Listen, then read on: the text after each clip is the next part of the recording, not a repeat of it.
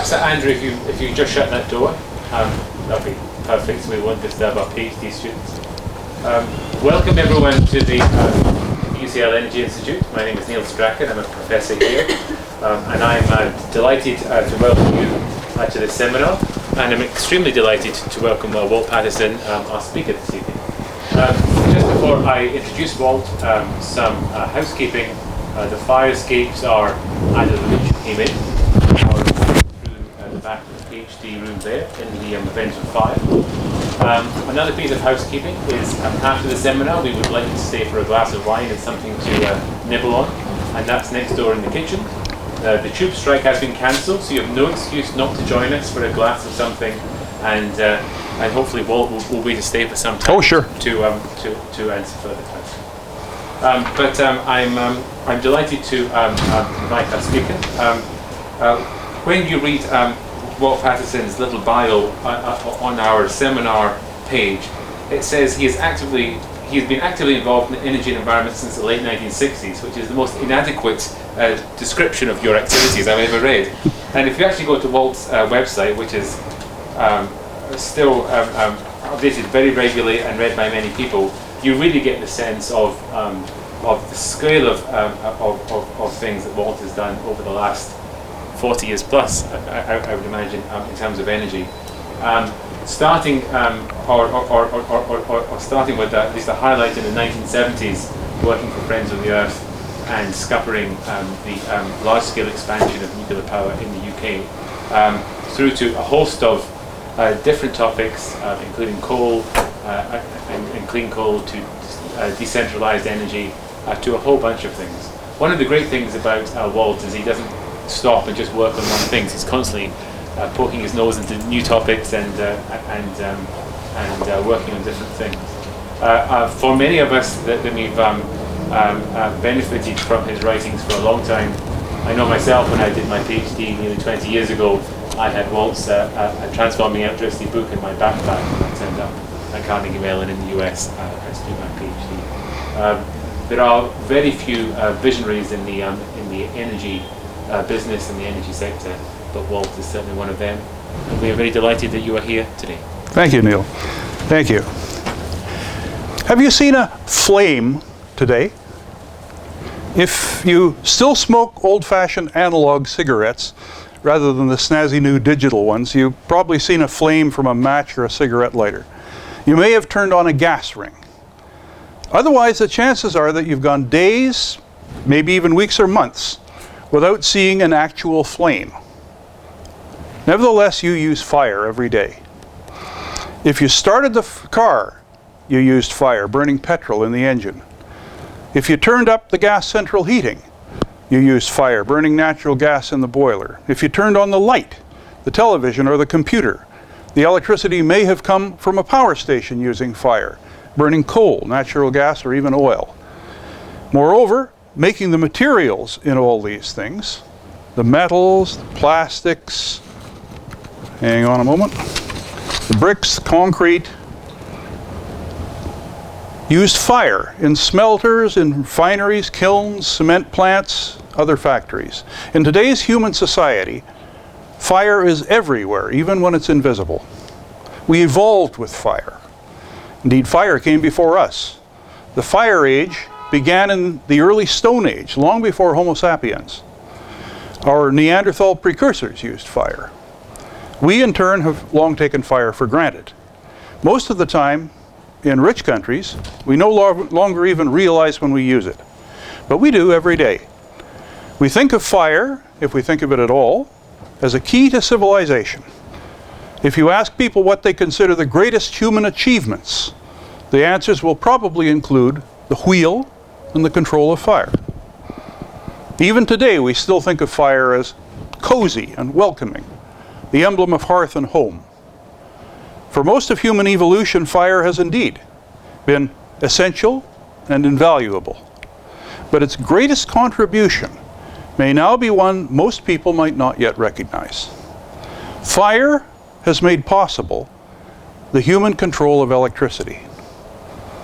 Electricity, in turn, may save us from fire. Why do we need to be saved from fire? Think about it. Why is the air in Beijing unbreathable? Why are governments confronting each other over the Arctic seabed? Why do scientists warn of ever more extreme weather worldwide? All these urgent issues have one common cause: fire. Fire in building heaters, factory furnaces, vehicle engines, and power stations is poisoning the air in many major cities. The insistent need to feed fire is why governments worry and wrangle about secure fuel supplies. When fed, fire produces the carbon dioxide that is disturbing the atmosphere. We have let fire get out of control. For all its usefulness, fire is violent and extreme, a primitive brute force process. It produces heat at very high temperatures, at least 700 Celsius, usually much hotter. It consumes the fuel that feeds it, turning it rapidly into waste. Much of this waste is unpleasant. Some is toxic. Some upsets planetary systems. Everyone knows fire can be dangerous. That's why we tell toddlers not to play with fire. Why we buy fire insurance. But the dangers from fire are no longer merely local, of personal injury or damage to property. Fire makes air pernicious. It spews particles that clog lungs, bringing asthma and cancer. It releases gases that turn waterways acid and kill the forests around them. Worst of all, the commonest gas that fire produces, carbon dioxide, is relentlessly heating up the planet. We are seeing the results all around us. Violent storms, hurricanes, tornadoes, floods, heat waves, droughts, wildfires, vanishing ice sheets, and melting glaciers are becoming what we may have to call a new normal. Fire is no longer merely dangerous. The way we use fire now threatens the future of human society. That is where electricity comes in. Fire is a chemical process that rapidly degrades what it happens in. Electricity, however, is not a chemical process. It is a physical process that does not change what it is happening in. As a process, electricity too can be violent and extreme. The lightning that first gave our Neanderthal forerunners fire is nature's own electricity, raw and vivid. But electricity under human control can also be subtle and delicate, like the currents in a microchip. The process of electricity can function at any temperature, down to almost absolute zero. It does not consume what it happens in, nor does it produce dangerous waste. Electricity, moreover, is endlessly versatile. Much of what we do with fire, we can now do as well, or better, with electricity. What do we do? I was surprised to realize that in physical terms, everything we do, everything humans have ever done, falls into just 6 categories. First of all, we control heat flow using physical things. For instance, you put on a sweater to keep yourself warm, or open the window to let the heat out. Second, we adjust local temperature. For instance, you turn the thermostat up or down. Third, we make light. For instance, you strike a match or switch on an electric lamp. Fourth, we exert force. For instance, you lift a weight or open a door. Fifth, we move things by exerting force. But moving things is so important you can call it a distinct activity. For instance, you push a pram or pull a wagon. Sixth and last, but in some ways becoming the most important, we manage information. For instance, you talk and listen, now not only in person, but more and more remotely, but more and more ingenious devices. For these 6 activities, we use physical things and 2 processes, fire and electricity. For the past 2 centuries, ever since we learned to produce and control electricity, electricity has been steadily supplanting fire in more and more of these activities. But fire has a long head start. It has shaped human affairs for many millennia. Fire still dominates. Indeed, we still generate most of our electricity using fire. Since the turn of this century, 14 years ago, we have already invested in hardware using fire that could last for decades to come. But the damage done by fire is growing steadily worse. Why, therefore, does fire still play such a major role in human activities? Electricity can now do many of the same things and do them better. Why are we still struggling to emerge from the fire age? Even before Homo sapiens, fire gave our Neanderthal precursors a power not available to other animals. Humans are the only animals that can start a fire. That power has shaped human society, giving us materials and potencies humans alone can use. We have historically taken for granted, at least until the last half century, the consequences of fire, in particular, the smoke and gases it releases into the atmosphere. We have also taken for granted the need to feed the fire with fuel, which it will rapidly consume. Feeding a fire is akin to feeding a human, perhaps even more continuously demanding.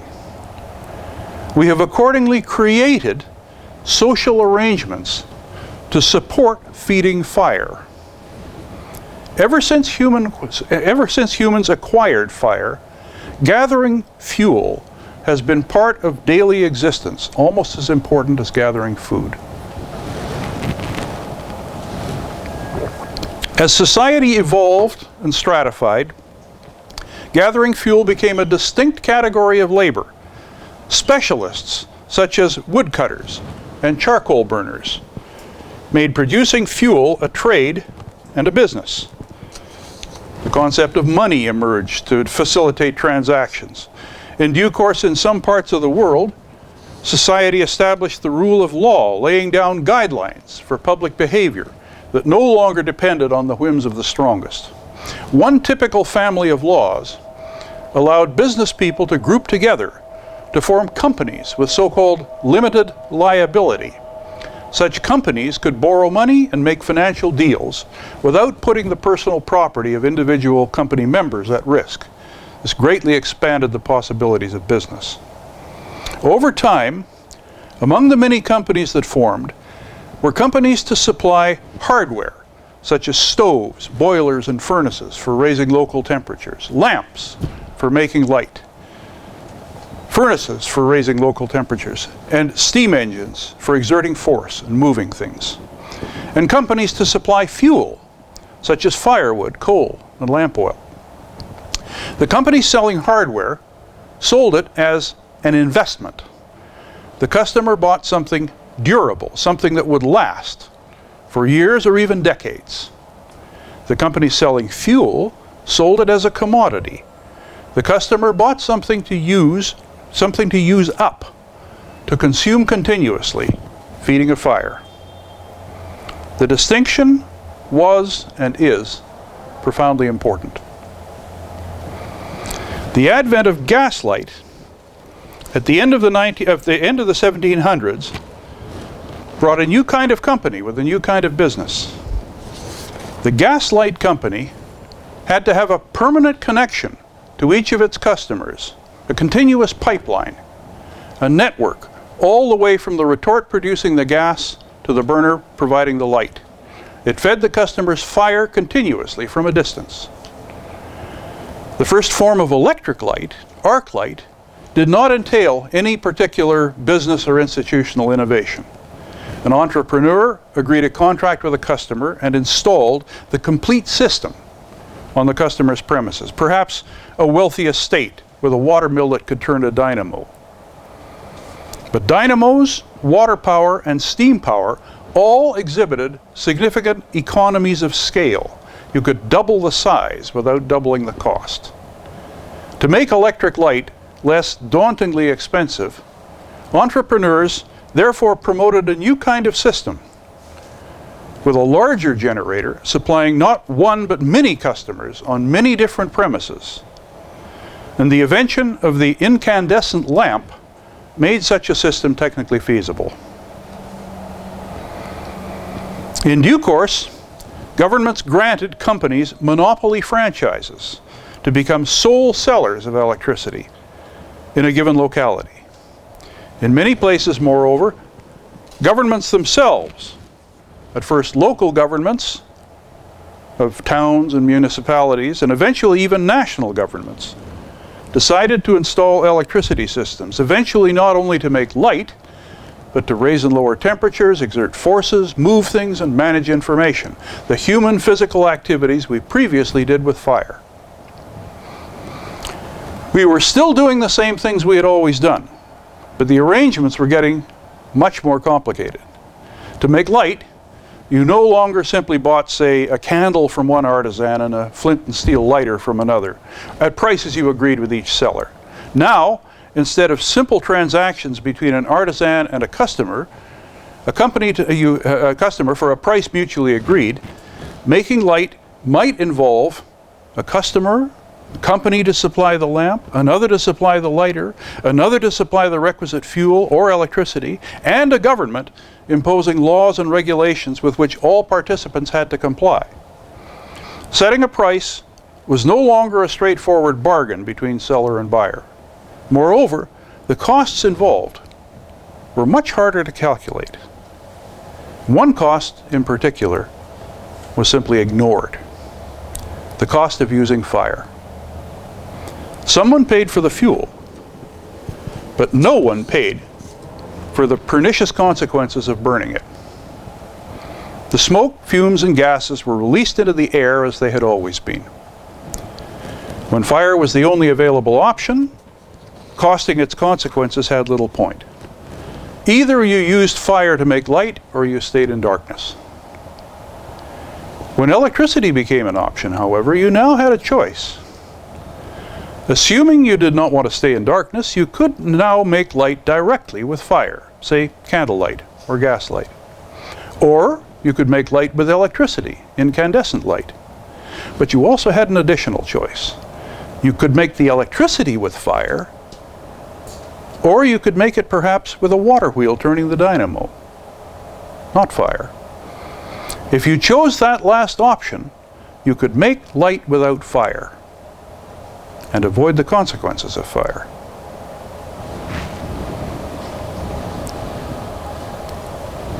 In practice, of course, no one person had such a choice. Once electric light expanded beyond the arc light system on one owner's premises, if you wanted electric light, electric heat, electric force, electric motive power, or electric information management, you had to deal with other system participants who had different and often contradictory interests. The first systems for incandescent light charged their customers according to how many lamps they had. The customers were paying to have electric light available, whether they used it or not, much as they paid, say, rent to have a comfortable home available, whether they were in it or not. The electric entrepreneurs, in turn, had to optimize the entire system: generator, cables, switches, and lamps, to keep what was then a very high cost tolerable. They were selling light, what customers actually wanted. Then came the invention of the electricity meter. That created an unfortunate conflict of interest, one that still bedevils human use of electricity. From then on, the entrepreneurs were selling not light, but electricity by the unit. From then on, the entrepreneurs actually benefited by having you use lamps with poor performance. To get sufficient light, you therefore had to buy and pay for more electricity. This perverse incentive to poor performance for lamps, motors, and all the other things that deliver electric activities persists more than a century later.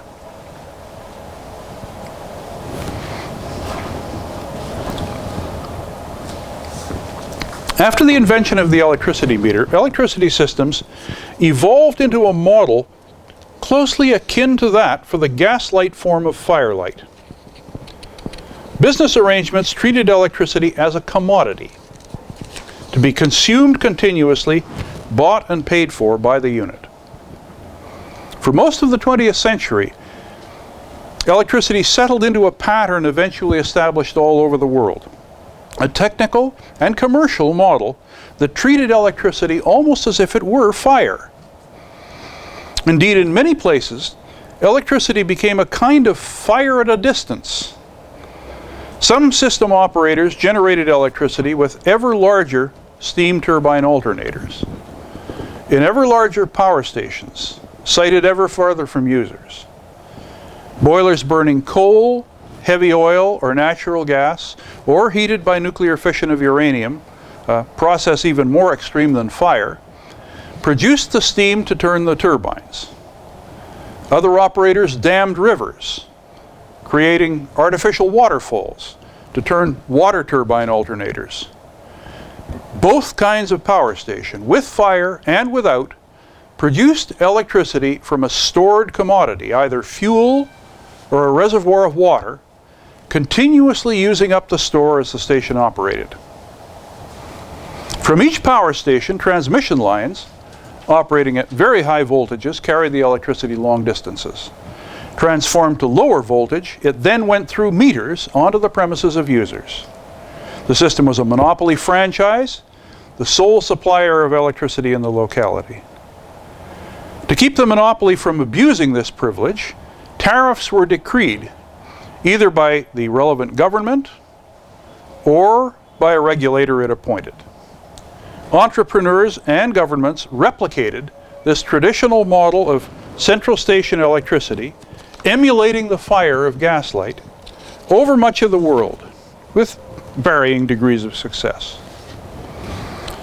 As electricity expanded into more and more human activities, we began at long last to notice the dark side of fire.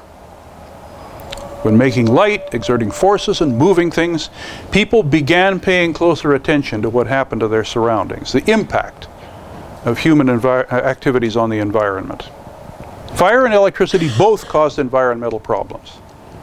Using fire to make electricity compounded the problems.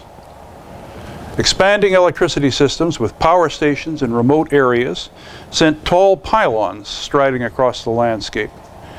Many people, however keen to use electricity, said, "Not in my backyard," or even on the horizon. Power stations on lakes and rivers used their waters for cooling, raising water temperatures, so-called thermal pollution. Burning coal and heavy oil in power stations discharged smoke, fine particles, sulfur, mercury, and other air pollutants. Nuclear power stations produced radioactive waste and raised concerns about accidents. Cars and trucks burning petrol and diesel filled city air with carbon monoxide, nitrogen oxides, particulates, and carcinogens. Producing and transporting oil to feed fires in boilers and internal combustion engines led to accidents with tankers and offshore rigs, causing oil spills that sometimes covered many square miles of the sea, fouling water birds and fishing grounds. Sulfur plumes from tall smokestacks drifted many hundreds of kilometers before falling as acid rain, poisoning waterways and killing forests, often in entirely different countries. Legislators, regulators, and diplomats struggled to find ways to mitigate these increasingly serious consequences of using fire and electricity. It was an uphill task. In 1988, an effect first identified almost a century earlier, an effect that had been worrying scientists for decades, at last caught the attention of politicians. Fire releases carbon dioxide into the atmosphere. It forms a thickening, reflective blanket over us, gradually warming the surface of the earth, warming the surface of the land and the oceans, with steadily more alarming results. At a global conference in Rio in 1992, and many conferences since, most of the governments of the world agreed plans to try to get the consequences of fire under control. Since then, however, fire continues to spread. Its potentially catastrophic impact ever harder to ignore. At the same time, nevertheless, something more promising has been happening to electricity. In the late 1980s, even as the carbon dioxide problem was rising up the political agenda, the traditional model of electricity, with its resemblance to gaslight and fire, began to break up. Ownership and control of the systems by which we use fire and electricity became a political issue and intensely controversial. The initial impetus came from advocates of free markets. As they assumed political power in several rich countries, they decreed that electricity systems owned by governments would be sold to private investors. They further decreed that the traditional centralized monopoly electricity suppliers would be broken up. The monopoly franchise would be abolished. Generators henceforth would compete for the right to sell their electricity to customers, as though they were selling baked beans. It did not work out quite like that. Abolishing the monopoly franchise meant that electricity users were no longer captive customers. The risks of investment by system operators now fell on shareholders and bankers. Traditional coal-fired and nuclear power stations might take upwards of 6 years to build and bring into service. Risky investments when no one could foresee how much electricity they could then sell or at what price. Liberalization of electricity also coincided with the arrival of the industrial gas turbine for continuous operation and of abundant, cheap natural gas to fuel it. Traditional electricity assumed that a better power station was always a bigger one farther away. With the gas turbine, however, a smaller, better power station, clean enough to locate close to users, could be built in 2 years or less. Almost overnight, the preferred design for new power stations anywhere with cheap natural gas used gas turbines and steam turbines together, so-called gas turbine combined cycles, sometimes even in urban areas utterly unsuited to any traditional power station. This break with tradition changed the criteria for operating and enlarging the network. It also coincided with striking progress in generating electricity using wind, water, and sunlight, not fire, in much smaller units. Traditional steam and water power have always been based on anticipated economies of scale. But innovative, smaller scale generation exhibits economies of series manufacture with a swift learning curve. Unlike the fire-based model of traditional generation, which consumes fuel or stored water that has to be continuously replenished, innovative generation uses natural forces. Popular terminology calls this electricity renewable. For me, a more accurate description is what I like to call infrastructure electricity. You invest in a physical asset, such as a wind turbine, a microhydro turbine, or a solar array. It becomes part of the infrastructure that generates electricity to use in any activity you desire. Harvesting natural forces, it needs no fuel, nor does it consume anything. It does not fit the traditional model of electricity based on or emulating fire. Innovative electricity is creating quite a different model for adjusting local temperature, making light, exerting force, moving things, and managing information. The central concept of this innovative model is not a commodity, but a process. The transactions involved are not batch sales of a commodity, but longer-term contractual relationships based on investment and access to the process. In the past 2 decades,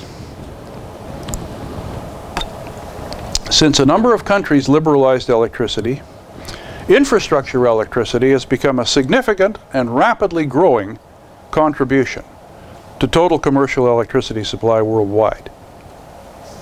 But much of it sits uneasily with traditional, centralized, fire model electricity for several reasons. To the system, an offshore wind farm looks much like a traditional power station. But photovoltaic panels or cladding on individual buildings or other decentralized small-scale generation does not. It is connected at low distribution voltage and looks to the system more like what might be called a negative load, putting electricity into the system rather than taking it out.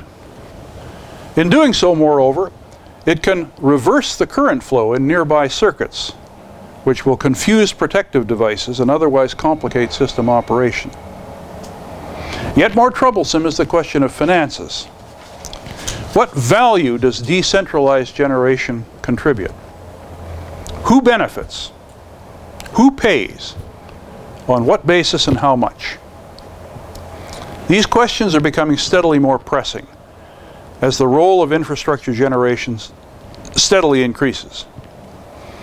As the technical model of electricity systems evolves ever more rapidly away from the traditional fire-based model, institutional and business arrangements are becoming rapidly more incoherent and unstable.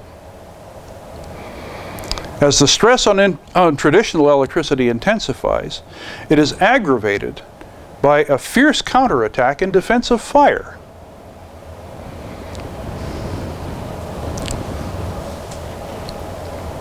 Confronted by ever more dismaying evidence of global damage from its consequences, many governments around the world have in effect declared their intention to eliminate fire from most human activities within the coming half-century, if not sooner. Electricity is a particular focus of their plans. But feeding fire is one of the world's largest economic sectors. Huge companies and entire countries draw much of their revenue from producing and selling fuel to feed fire. They are understandably unhappy about suggestions that they are poisoning cities and threatening the planet. They insist, with some justification, that they are doing what society wants them to do. If society wants them to change, society itself must change. And change the ground rules that still make fire central to human activities despite its destructiveness. Electricity holds the key. With electricity, we can control heat flow, adjust local temperatures, make light, exert force, move things, and manage information. We can do so without fire by harvesting natural forces with infrastructure electricity. Human activities can become process, not consumption. But we need to overcome our crippling inability to acknowledge and account for the true cost of fire. If we do not, spurious comparisons of cost will lead us to choose disaster. Some might even argue that the fire model has long applied not only to electricity, but also much more widely. Apart from food, fuel to feed fire is the only product we make that is intended to be consumed continuously and need continuous replacement. Everything else we make, clothing, footwear, furnishings, tools, vehicles, buildings, is or should be durable, something that lasts. But we have created a global economy modeled on fire and its consequences, a consumer society whose central function appears to be to turn resources into waste as fast as possible. The oxymoron consumer durables succinctly pinpoints the paradox. From this perspective, moving away from fire as the model for human activities will entail changing the model of our global economy.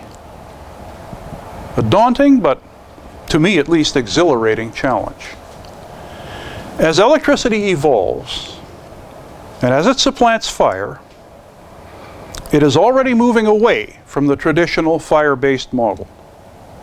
The technical configuration now emerging has generation and use ever closer together, both in space and in size. Sensing and control equipment allows uses and generation to interact in real time, both helping to keep the system stable and the process stable. Local microgrids, making system interconnections less crucial and less vulnerable, reinforce reliability and resilience. Infrastructure electricity channels natural forces to raise and lower temperatures, make light, exert force, move things, and manage information without extremes of temperature or pernicious waste.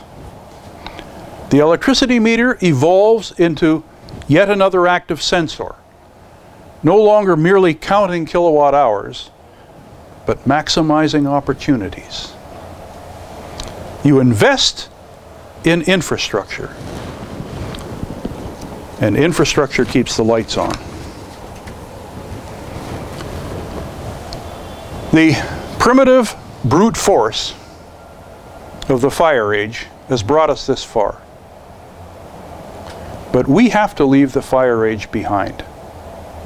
We need new ground rules for human activities based not on commodity and consumption, but on process and access to process. Electricity may show the way. In the longer term, we may even see the fire model of the global economy overtaken by a model informed by innovative electricity. Less short term, less brutal. The pathway beckons. Let's take it. Thank you.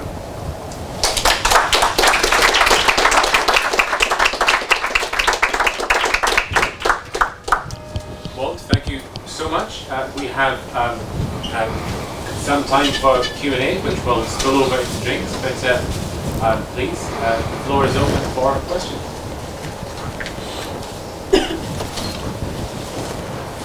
Sorry, can I just say, for the benefit of everyone, just to say who? Okay, John Saltmarsh from the Department for Energy and Climate Change. Really interesting presentation, thanks very much indeed. I was particularly taken by the phrase persistence of poor performance. And I think at that point you were talking about the fact you'd effectively got a situation where it was to the interests of the electricity producers to encourage you to continue to use poor performance light bulbs. Now, in reality, what was happening at that point was we had electricity producers who were selling electricity, and we had light bulb manufacturers who were producing light bulbs, and they weren't particularly connected. And we've still got that situation today that we have people who produce electricity, and we have people who are producing products that use electricity, but we're still getting this persistence of poor performance. People aren't moving to more energy efficient light bulbs until we're forcing them to do so. I wondered if you can see any reason other than this. What you think the reasons are why this people doing what seems to be an irrational choice? Well, first of all, it's inertia, and as I said, as far as the electricity suppliers themselves are concerned, like it or not, their revenue model still is based on selling more kilowatt hours. And so only by actually twisting their arm can your department force them to supply more efficient light bulbs to their customers, or indeed to insulate their property and do the other sort of things which a complete system, whole system approach would indicate. I have advocated for many years taking a whole system approach to these things and realizing that what people want is not electricity or gas or any of the other intermediaries. It's illumination, it's comfort, it's motive power, it's mobility. And what you need to do is to think in terms of the whole system that provides that from beginning to end, and indeed with a life cycle analysis of what goes into making the relevant things that you need. And we haven't really been able to get to grips with that. Apart from anything else, as I said, we are stuck with an approach to the global economy which suggests that the kind of business I envisage, which is a long-term business relationship between somebody, say, who is going to undertake to provide you with a household in which the temperature is 20. And it's up to them to decide how best to achieve this, whether it's by pumping a lot more kilowatt hours into the house or actually making the house a lot less leaky, which may turn out to be an economic way to do it. But at the moment, it's not an option that most of these companies have because it's not in their business plan. So you and your colleagues are kind of up against this difficulty that you are trying to persuade companies to do things for which they were not themselves created. They have to change the way they do business. They have to, and this is partly a question, of course, of the mindset of the people in the company, including the senior management of the company. I have heard some encouraging comments, for instance, from Steve Holliday of National Grid. I remember, and have subsequently quoted on a number of platforms, an article in the Financial Times of about three years ago, in which he was quoted as telling the government, help us to sell less electricity and gas. They need a change of ground rules which will help them to make money doing something a different way. I am myself just one individual. I haven't got a detailed program that I can put forward to suggest this, but one thing that I have suggested again on many occasions is that I think the most important role of government in this issue is not as regulators or as legislators, it's as major users of the services that we're talking about. You are huge users of illumination and mobility and motive power, and of course you want comfort as well. And you are in a position to put together a program. I mean, we have seen a whole succession of reports over the past 10, 15 years about the government's own estate of buildings. I have seen a number of 28,000 buildings for which the central government in the UK is responsible. Either they own them or they're long-term leases and things like that. And most of these buildings are bad and getting worse. And it would be so easy to put together a major program, not just this ad hoc stuff which has been being done, but a major program of strategic upgrading of the government's own built infrastructure, both for purposes of thermal performance and for improved lighting and for improved heating and ventilation, and of course possibly even on-site generation of electricity and heat, as a long-term strategic program which was then reported on continually as to indicate what the problems were, what the difficulties were, what the successes were, and with detailed costing information as an example to private industry to suggest this is what you can do and this is how to go about it. And of course, if you were to do that, it would be a terrific pump priming operation for the kind of energy service companies that people have talked about for so long, but which have never really been able to get a grip on business. But that kind of pump priming would really give them an opportunity to, because you would have to, you'd have to call for tenders and invite proposals from the different participating companies that want a piece of this action. Companies always like government contracts, and if you did it right and you kept a pretty close eye on the process, you would ultimately actually be saving us taxpayers money, which is, it's a win-win-win proposition.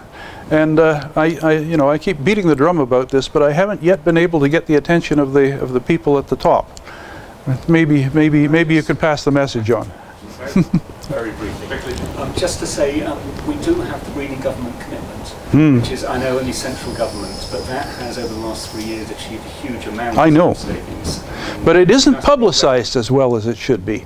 You need to publicize the results to make sure people realize what's happening and how much more could happen, not only in government but elsewhere. Yeah. Should we go back to the question? Tony Edwards, architect. Can I give a little warning about decentralisation, a problem that's occurred, and you need to be sharp, and it could well be an excellent case. It's about combined heat and power on a small 150 home building site in North London, Oswell Hill. We had a co-housing group from here from that was trying to build some very energy efficient homes.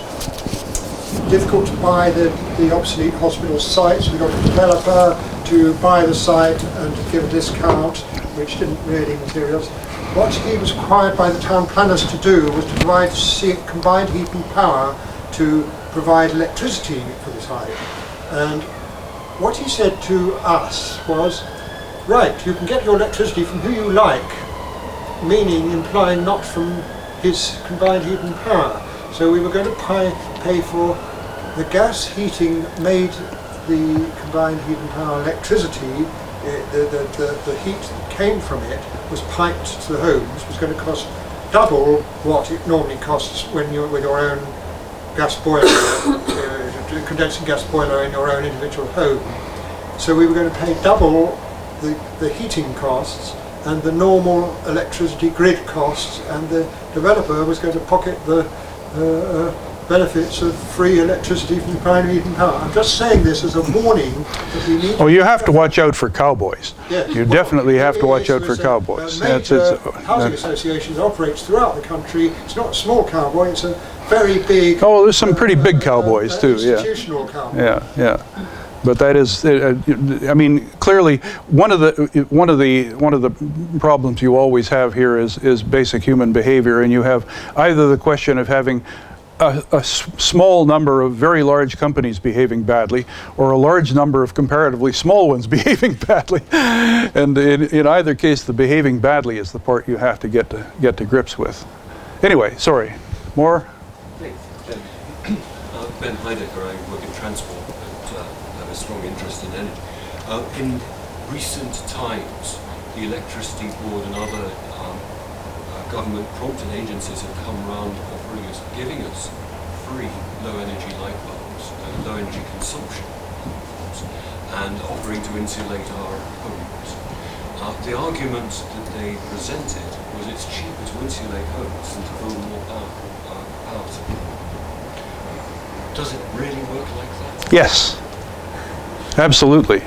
It is very much more so. In the U.S., before the liberalization took hold at the end of the 80s, they had programs called demand-side management, which were mandated by the regulators of the then monopoly suppliers, on the basis that the electric utilities in the U.S. had to put forward a plan that had the optimum return on the investment that they were going to make.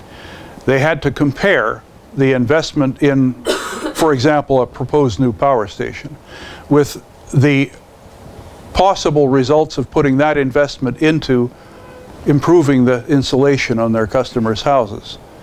And in every case, the demand-side management case came out so much better as a way of actually getting a return on investment that the more enlightened, for example, Pacific Gas and Electric, one of the very big companies on the West Coast, Pacific Gas and Electric were totally committed to doing stuff on the customer side of the meter, as they usually described it, because the investment was so much produced so much better return.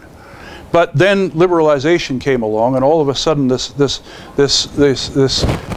centralized planning, which is what it was no longer part of the deal, and everybody was thinking in very short-term commodity transactions. And you suddenly wound up with an awful lot of people, a lot of intermediaries making a large amount of money, some of them doing it illegally, like Enron. And the original advantages of the centrally planned demand-side management, which is only one way to go about this, and not necessarily the best way. But at the time, it was assuming that the option was either a very, very large power station of some kind somewhere, or an awful lot of decentralized customer improvement, upgrading of user technology, and so on. Now, of course, you have a very much larger shopping list of possible different options. And some of the supply options probably look pretty good, particularly if they are. I mean, I have a particular. I like telling this particular story. If you have say you happen to be planning your new office building, and you pull together all the relevant expertise. You have your architects and your building services people and your steel people and your foundation people and everything else, and your energy service company. And they say, fine, okay, well, in this building you're going to have 3 sets of cabling. You're going to have 1 set for telecoms, 1 set for synchronized alternating current from the network, and 1 set for low voltage direct current. Because almost all the electricity that you use in your office building is actually going to be running things that require low voltage direct current. All your electronics, your high performance lighting, even your variable speed motor drives, all require low voltage direct current. And in this office building, you're going to have a fuel cell in the basement, and we're going to clad the building with photovoltaics. Fine, okay, so far. Now, if you think about this, you will measure the natural gas, say, coming into your fuel cell, but if your building is providing a significant amount of the DC that your building facilities actually require, you're getting DC from the fuel cell, you're getting DC from all the photovoltaic cladding. The word statistics means information of interest to the state. If you ask the World Energy Council or the International Energy Agency or YASA or any of those other big outfits, what's going to happen to world use of oil or gas or coal in the rest of the 21st century, they'll say, well, we're not really sure. But the one thing they are absolutely sure of is that the world use of electricity is going to vanish out the top right-hand corner of the graph. But think about your building. If you're generating your own DC, and your lights stay on and your computers run and so on, you're not even going to measure the DC flowing through your building any more than you measure the DC that flows through your iPod. All you need to know is that the building is keeping the lights on. And if you don't measure the DC that's keeping your lights on, the government isn't going to measure it. There will not be statistical data available to draw those graphs about the use of electricity in the 21st century.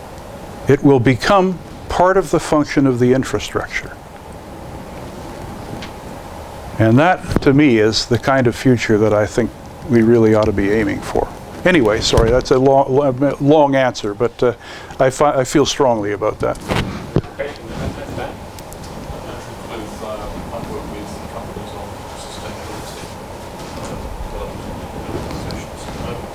Fascinating, thank you two things, other than to make it clear that they're important, and that's human corporate behaviour and economics. I was reading a report earlier on today where the Carbon Trust has gone into hundreds of corporations now and made recommendations on what they should do to improve energy efficiency and to at least make first steps towards this new model of energy usage that you're talking about. And of all the initiatives that were implemented, less than 25% of those were paid back during a greater than 1 year being implemented. And if you're working in a situation where with the evidence clearly in front of you that there is an economic benefit to do this, and they're still not accepting that that's a good thing to do because their returns on investment models are so short term. The other thing you're pointing out with stimuli and others is for the majority of us it may make sense for us to be more efficient, but for the guys who actually make money, it doesn't make sense. And there is a very, very small part of people, ultimately, investors who are interested in maximising their returns, who may be running contrary to the vast majority of society. So how do you reconcile those two elements? I have always had a problem with traditional economics. I have never been able to take it seriously because my feelings about it, my apologies to the economists in the room, but I have had the feeling for a long time that economics is almost the only discipline that you can have a distinguished career without once being right. And I finally read a remarkable book by an American writer called Eric Beinhocker called The Origin of Wealth. And it is a description of how traditional economics arose in the mid-19th. I should explain, I used to refer to myself as a lapsed nuclear physicist. I am by training a hard scientist. And in the mid-19th century, there was a sudden enthusiasm for trying to turn economics into equivalent of physics with the same kind of mathematical rigor and so on and so forth. And they came up with this idea of equilibrium as being a state toward which economics ought to strive. Well, I live in the real world, and it doesn't look like that. It doesn't work like that. And this book by Beinhocker described to me what a discipline which is now emerging, which he and various other scholars are trying to develop, which they call complexity economics, in which you are actually acknowledging that economics is a continually evolving dynamic process that is not striving toward equilibrium of any kind. And this seems to me to be a much more effective and promising line of research, line of investigation, and potential discipline that will actually be of some value in guiding decisions in investment and other financial and economic undertakings that I hope is going to have a role to play in much better decision making. I mean, one of the sister strands, I guess is a good word to use here, is what they call behavioral economics, which has suddenly begun to get a great deal of serious intent examination of real data about the way people really behave and what really influences the choices they make. And this is the kind of thing which I hope is going to become a much more central feature of future decision making, both by individuals and by companies, and let's say also by governments. That you really need to understand how people actually do approach these choices and how they approach these decisions and what influences them. For example, they have found in the US that you can make all sorts of offers to people about putting, say, solar panels on your roof and so on, and even if it's a pretty good deal in financial terms, they may not be that enthusiastic. But if their neighbors do it, suddenly they do it. There are all sorts of social dimensions of this that we're really just barely scratching the surface of so far, and I think that's going to be exciting. One of the reasons why I've been doing this work on I should say, by the way, that if anybody's interested, this is what I've given you this evening is a preview of the book that I'm working on at the moment. The title of the book is Beyond the Fire Age. The subtitle is What We Do, How We Do It, How We Can Do Better.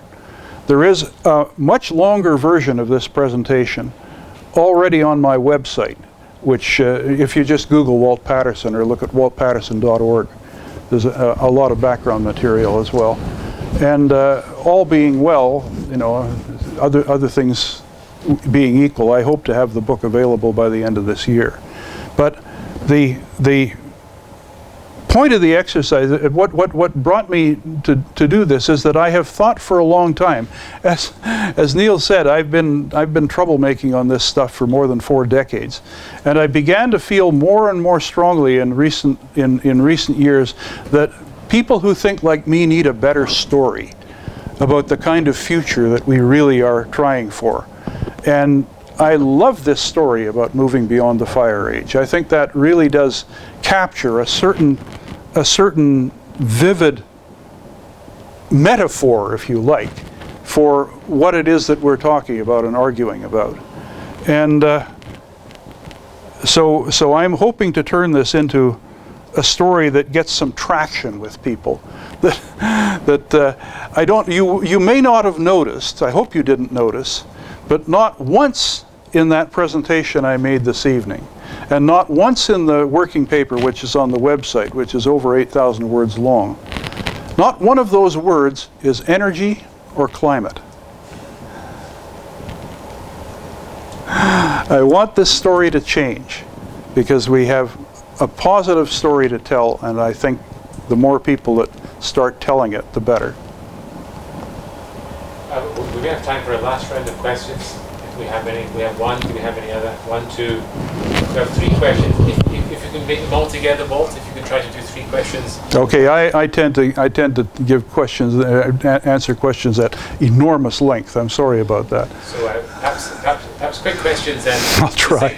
So perhaps if we just go from front to back. 1, 2, 3. Yeah, Pamela Harling, Sustainable Haringey. Just what would you advise individuals and campaigning organisations? How do we get this really positive message across about a fantastic future? Can you hold that one, Walt? No, that will take some thought. Yeah. Matthew Bates, M&X PLC. Just what do you say to people who say that sort of the economics of renewables are not sort of sufficient on the sort of supply side, that they don't work sufficiently at the moment? Mm-hmm. Seb Faladani, I'm doing a master's in sustainable energy at Imperial. I want to agree that I think behaviour change, energy services are perhaps a really good way to look at kind of flipping the way energy companies currently have their business model set up. But do you think that perhaps given the inertia and behaviour change required to kind of change both the consumers and the energy companies, do you think it may be just a better idea to ask the government, I don't know whether Dave Jones will agree with this, but to perhaps get them to for something like energy efficiency simply to pay for it in their books? Well, let's go backwards, because the last question I can answer immediately. As I said earlier, I think the most important thing that government can do is to behave as a major user of energy services, and to throw its weight around in that particular context, and to make doing so a very public exercise.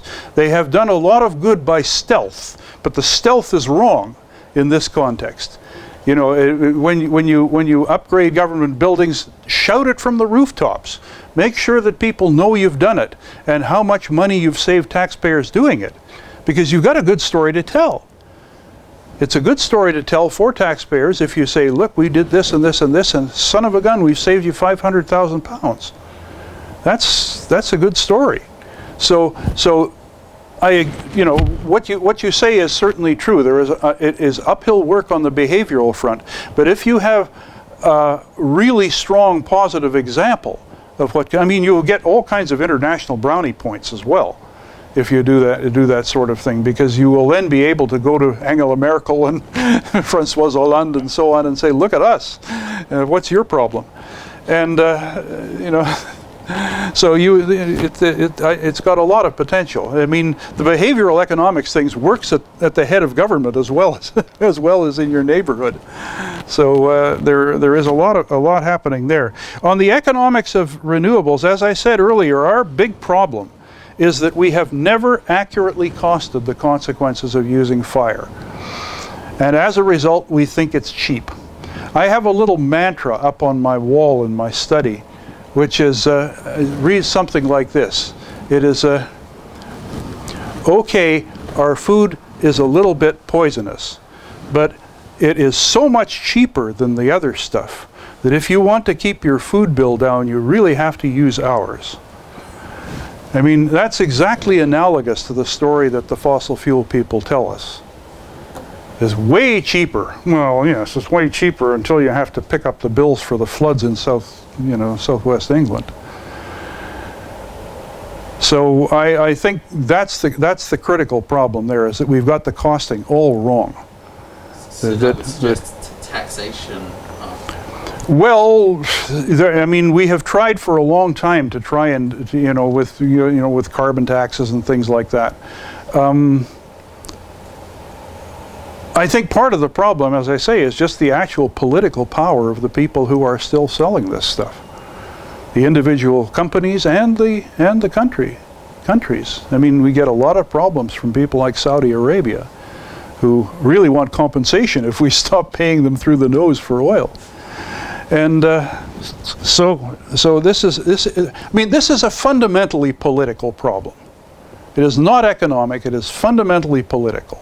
And it is a political problem, which means that what we need are the constituencies that are on our side of the issue, like the insurance and reinsurance companies, the big pension funds, people who actually hold the purse strings. There is a major activity going on in the US now at the level of university students. Some of you might like to think about this. That is called divestment. In the US, a lot of the biggest universities have enormous endowments which are held in the form of stocks and shares in major companies, among which, of course, are the big oil and coal companies. And the students in the US are trying to get Harvard and Yale and Cornell and Stanford and California. They're challenging the administrations of these universities. Sell your shares in these companies that are trashing the planet. There was a very interesting investor's note published by HSBC at the middle, I think it was in the middle of last year, pointing out that all the analysis points indicates that if we are going to get a grip on this problem and keep from trashing the planet terminally, we have to leave an enormous amount of the oil and gas and coal in the ground, which is still held on the books of the big oil companies and coal companies as an asset. Is it an asset? How long are we going to let them call it an asset? It may actually be a liability, but that's up to us as citizens and as politicians. We have to make that clear to them, that they can no longer claim that this is an asset. It's a big political issue, but it's important. And your last answer? Oh, yes, sorry, I'm still rabbiting on. I think I'm actually trying to avoid this one. The Haringey question about sustainable Haringey. I think, well, First of all, talk about it. First of all, talk about it. Like, as you've been listening to me rabbit on about it this evening, talk about if there are ideas that you find interesting, make sure other people hear about them. Make sure other people pay attention. If you are in a position to write letters to local newspapers or phone in to local radio stations, spread the word. Spread the word. Your organization is already starting to do that. Well, you may not remember this, but I'm secretary of the local community energy enterprise, and Walt has shares in that enterprise, Energy. With Alan Morton. That's right. Yeah, sure. So we generate electricity on the local Marks and Spencers Mm. and Methodist Church. Well, of course, now one of the most exciting forms of innovation that's happening right now is financial innovation. The stuff that is happening in the US particularly about different ways to get, I mean, the whole online Kickstarter stuff and things like that of crowdfunding is suddenly happening in the US on things like solar photovoltaics on roofs and things. That you suddenly have people doing this not because they necessarily think they're going to make money out of it, because it's fun. That's what I decided 3-4 years ago, having been talking about this for a long time. I read an article by a reporter I have know vaguely in The Guardian, pointing out that he had some money in a savings account which was getting maybe 0.05% interest or something like that. And so he had decided to put this into solar panels on his house, because at least they are actually producing some kind of return. And I thought, that's true. And besides, I keep talking about this, let's do it. So I did. I don't think it's going to make me a lot of money, but it isn't costing me a lot of money, and it certainly isn't going to be a particular problem. And now I've got something that my neighbors can see. So, you know, there are all kinds of dimensions of this that really are not captured by traditional economics. And part of it is to be the first kid on the block. And that is one of the things that has been very influential in the US and also in Germany and in Denmark. So, by the way, that is a certain aspect of it which follows on from the Haringey comment. One of the most important levels at which this is happening is the community level, where you have a small enough group of people who can pool their enthusiasms and pool their energies to actually make something happen within their immediate surroundings. That is very powerful. And as I say, if you look at the model of the new energy systems that are in northern Germany and in northern Denmark, they are local. They are owned by the local people. They're not owned by E.ON and RVA and so on, which is one of the reasons E.ON and RVA hate them, because they are in fact complicating life for E.ON and RVA. They're taking business away from them and forcing them to shut down their coal-fired plants. So anyway, sorry, Neil. I could go on forever about this stuff. I would encourage you all to join us for a glass of wine and do a pigeonhole vote and ask them a question. So please join me in thanking him one last time. Thank you.